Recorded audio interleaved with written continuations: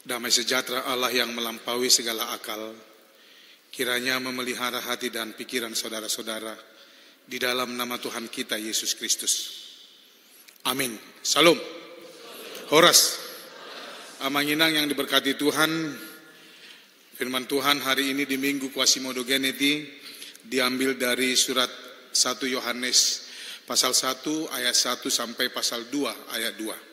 1 Yohanes 1 ayat 1 sampai pasal 2 ayat 2. Berbeda Yohanes, berbeda 1 Yohanes. Saya akan membacakannya bagi kita semua, demikian tertulis di dalamnya.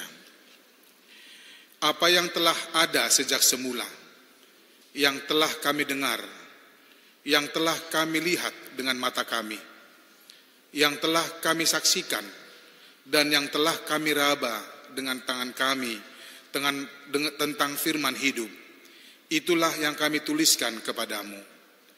Hidup itu telah dinyatakan, dan kami telah melihatnya, dan sekarang kami bersaksi dan memberitakan kepada kamu tentang hidup kekal yang ada bersama-sama dengan Bapa dan yang telah dinyatakan kepada kami. Apa yang telah kami lihat dan yang telah kami dengar, kami beritakan kepada kamu juga, supaya kamu pun beroleh persekutuan dengan kami.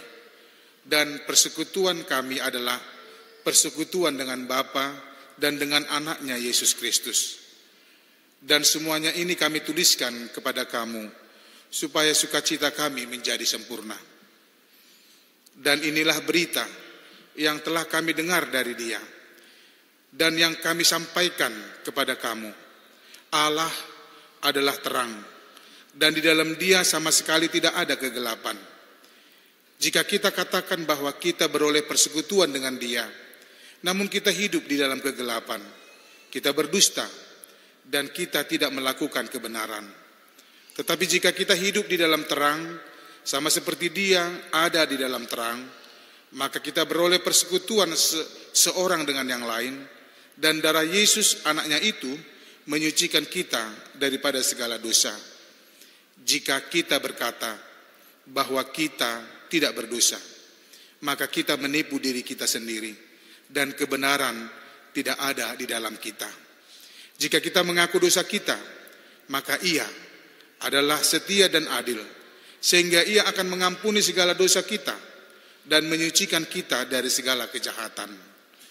Jika kita berkata bahwa kita tidak ada berbuat dosa, maka kita membuat Dia menjadi pendusta, dan firman-Nya tidak ada di dalam kita. Anak-anakku, hal-hal ini kutuliskan kepadamu, supaya kamu jangan berbuat dosa. Namun jika seorang berbuat dosa, kita mempunyai seorang pengantara pada Bapa, yaitu Yesus Kristus yang adil. Dan Ia adalah pendamaian untuk segala dosa kita, dan bukan untuk dosa kita saja, tetapi juga untuk dosa seluruh dunia. Demikian pembacaan firman Tuhan. Bapak Ibu Saudara-saudari, sama seperti tadi jam 3 saya juga telah berkhotbah tentang Minggu Quasimodo-Geneti, yang artinya adalah seperti bayi yang baru lahir, yang selalu ingin air susu yang murni dan yang rohani. Kita perhatikan sebelum kita masuk kepada Minggu Trinitatis, dan setelah itu kita masuk kepada Minggu setelah Trinitatis, ada banyak nama-nama minggu yang diberikan kepada kita, yang memiliki artinya masing-masing. Ada Minggu Rogate, ada minggu yang lain-lain. Tetapi kali ini kita diperhadapkan dengan nama minggu Quasimodo-Geneti, yang artinya seperti bayi yang baru lahir, yang menginginkan susu yang murni dan rohani. Pertanyaan sekarang, apa artinya bagi kita nama minggu itu? Dan untuk apa minggu itu atau nama minggu itu diartikan dan menjadi suatu gambaran bagi kita? Untuk apa itu bagi kita dalam kehidupan kita di zaman modern ini? Kita hidup dalam dunia yang modern, yang serba canggih, yang bisa dikatakan kita hidup dalam dunia yang selalu diperhadapkan dengan hal-hal yang intelektual, yang logika, Sementara kita diperhadapkan pada minggu ini memakai imajinasi kita, mengarahkan pikiran kita bahwa hidup kita ini seperti baby yang masih membutuhkan ASI. Apakah relevannya dengan kita pada saat ini? Saudara-saudara, sebenarnya Minggu Quasimodo-Genitive mengajak kita untuk berpikir, merenung, dan menyadarkan kita bahwa menjadi Kristen itu adalah kita sedang memasuki kehidupan yang nyata, yang sebenarnya dan seutuhnya. Hidup tidak seperti angan-angan. Kita hidup dalam dunia yang nyata. Perasaan yang kita hadapi atau pergumulan kehidupan yang kita hadapi nyata. Diperhadapkan dengan kehidupan keberagaman kita, sebagai orang Kristen kita menghadapi juga kehidupan yang nyata. Banyak persoalan-persoalan kita. Di dalam dunia atau di dalam kehidupan yang diperhadapkan dengan Minggu Quasimodo-Genitive, kita disadarkan bahwa dalam memasuki atau hidup dalam kehidupan yang nyata, kita hidup dengan memiliki keinginan-keinginan. Kita memiliki keinginan dan kebutuhan-kebutuhan. Dan kadang kita justru terjebak dengan keinginan-keinginan dan kebutuhan-kebutuhan dengan persoalan iman kita. Di satu sisi kita harus meraih segala sesuatu yang kita inginkan, yang kita rindukan, yang kita impikan dan dambakan. Tapi di satu sisi kita harus rela ketika Tuhan mengatakan segala sesuatunya Tuhan menentukan. Itulah kehidupan realita kita. Kehidupan yang beragama, yang beriman dengan kehidupan yang realita, yang nyata, yang harus kita hadapi. Kemudian hidup yang mau tidak mau harus menghadapi banyak warna kehidupan. Kadang kita sedih, kadang kita marah. Kadang kita ngambek, kadang kita bisa tidak mampu melakukan apa-apa. Dan itulah kehidupan yang nyata. Kita kadang bisa tidak mampu melakukan atau berpikir apapun karena persoalan. Atau karena ada sesuatu yang belum tercapai dalam kehidupan kita. Ada banyak kerinduan kita toh. Ada banyak keinginan kita yang belum tercapai. Tapi kadang kita mau menjadi tidak mampu berpikir lagi. Kadang sering dalam pergumulan iman kita mengatakan, Tuhan apa maksudmu dalam kehidupanku? Saudara-saudara, hidup kita adalah kita menghadapi hidup yang nyata, yang real. Dan inilah yang diperhadapkan kepada kita dalam Minggu Quasimodo-Genitive. Bahwa kita di satu sisi seperti bayi yang menginginkan, merindukan susu yang murni. Dari situ nutrisi, dari situ tenaga kita, kekuatan kita, kesehatan kita. Artinya di samping hidup itu butuh perjuangan, kita butuh juga Tuhan dalam kehidupan kita. Kita butuh logika yang hebat, yang mapan, yang mampu memprediksikan ini dan itu. Kita mampu kekuatan atau kesehatan yang prima. Tapi kita juga butuh dengan Tuhan. Hidup perjuangan benar. Tetapi kita juga hidup butuh Tuhan. Benar bahwa kita butuh Tuhan. Kita bisa perhatikan nama Minang. Negara-negara maju di dunia ini. Negara yang menganggap dirinya super power. Negara yang sekular. Ketika mereka berhadapan dengan masalah, mereka butuh Tuhan. Saya tidak bisa melupakan peristiwa September 11 tahun 2004 ya. Kurang lebih ya, 2004. Ketika Amerika dibom, WCT yang di New York itu dibom oleh kelompok yang membom lah kita bilang ya. Petinggi-petinggi Amerika yang intelektualitasnya sudah hebat-hebat itu, mereka berkumpul dalam satu katedral, dalam satu gereja. Mereka berdoa, merenung. Ada apa ini? Kenapa mereka tidak di gedung putih misalnya berkumpul? Atau mungkin di gedung yang di luar gereja? Mengapa mereka berkumpul di katedral? Mengapa mereka berkumpul di gereja? Karena mereka ingin merenungkan, ada apa ini Tuhan? Kenapa ini bisa terjadi di negara kami yang adik kuasanya, punya adik kuasa atau superpower? Saya perhatikan begitu, Amanginang. Dan negara-negara maju, semaju apapun mereka membiarkan begitu maraknya rumah-rumah ibadat. Hanya di Indonesia saja mungkin kita terbatas dengan rumah-rumah ibadat. Tapi di negara-negara maju mereka bebas melakukan rumah ibadat atau mendirikan atau membentuk rumah ibadat. Rumah-rumah ibadat siapapun apapun agamanya. Karena mereka menginginkan dengan adanya rumah ibadat ada kedamaian dari setiap masyarakatnya. Mereka yakin mereka butuh Tuhan, tanpa sadar mereka butuh Tuhan supaya Tuhan yang disembah oleh setiap masyarakatnya, rakyatnya memberkati negara itu dan memberkati masyarakat itu. Sehebat-hebatnya pikiran manusia mereka butuh Tuhan. Dan akhirnya mereka butuh Tuhan.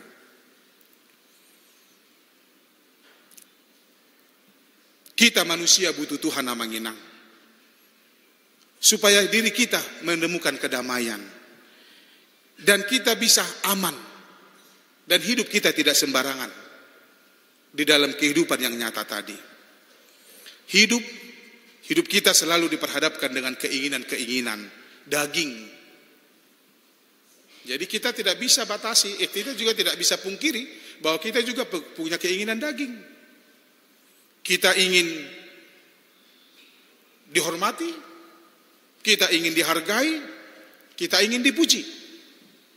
Tapi di satu sisi, maukah kita menghargai, maukah kita menghormati atau memuji orang lain? Di satu sisi kita diperhadapkan dengan firman Tuhan, hanya Tuhan yang layak dipuji. Tetapi pada nyatanya, kenyataannya, semua manusia termasuk kita ingin dipuji, kita ingin dihormati, dan kita ingin dihargai, diapresiasi. Coba kalau ada orang yang tidak diapresiasi, tidak dipuji, wah dia ngambek itu, uring-uringan dia, bisa nggak makan dia satu hari. Tapi karena nggak tahan besoknya makan lagi, kan begitu ya? Kan begitu. Nah, jujur aja kita, Amanginang, kita ingin dipuji loh. Ya. Saya pernah kurus, turun 2 kilo, setengah kilo. Ada teman-teman bilang, kok kurus? Senang saya. Hah, masa gitu? Padahal hanya setengah kilo. Bagaimana kalau 20 kilo? Wah, nggak tahu lagi nih senangnya, kan begitu ya. Kita senang dipuji, ya benar. Tapi jangan curi kemuliaan Allah. Karena satu sisi kita juga butuh Tuhan. Nah, walaupun kadang kita sulit untuk membuat kita layak dihormati, tapi kita memang suka, senang dipuji, diapresiasi, dihargai, dan dihormati. Satu sisi kehidupan kita ini adalah pilihan-pilihan. Kita diperhadapkan banyak pilihan-pilihan. Tetapi di satu sisi kita tidak bisa memilih, Amanginang. Karena hanya firman Tuhanlah yang membuat kita bisa lebih nyaman. Itulah Quasimodo Geneti. Seperti bayi, bukan hanya nangis saja kerjanya, tapi dia membutuhkan sesuatu. Dia hanya butuhkan air susu. Dia juga butuh air putih, tetapi dia membutuhkan air susu ibunya.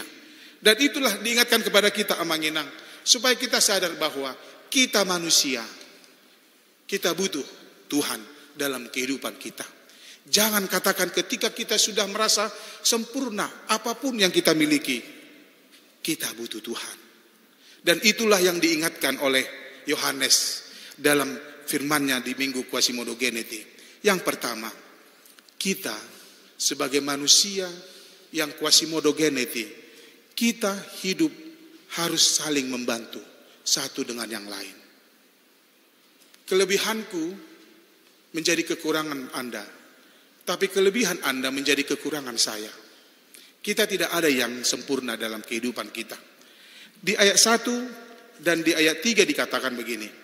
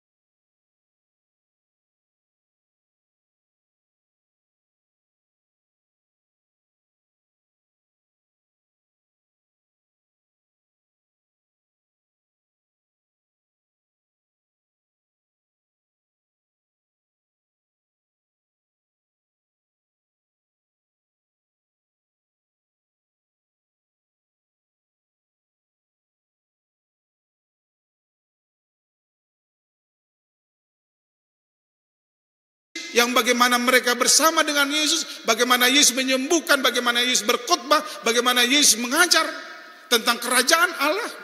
Dan mereka saksikan itu dan tuliskan. Itulah kelebihan Yohanes.